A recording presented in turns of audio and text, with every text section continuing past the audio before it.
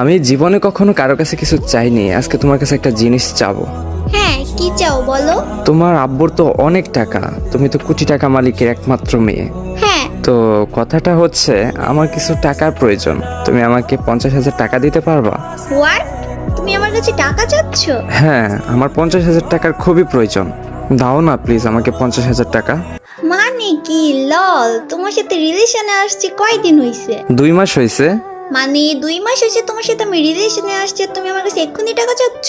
C Hasib সি। তুমি বিষয়টা এভাবে কেন নিচ্ছ? আমার 50,000 টাকার খুবই প্রয়োজন।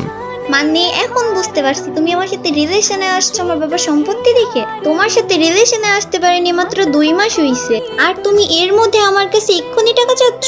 বিয়ের পর তো দেখা যায় তুমি আমার বাবার সম্পত্তি লুটে বসে বসে খাবে। রানী, তুমি কিন্তু ভুল বুঝতেছ। কোনটা ভুল কোনটা সঠিক এটা আমি তোমার কাছে শিখবো না, তোমার মতো ছেলেদের আমার চেনা আছে। যখনই দেখছো আমার ড্যাডির অনেক টাকা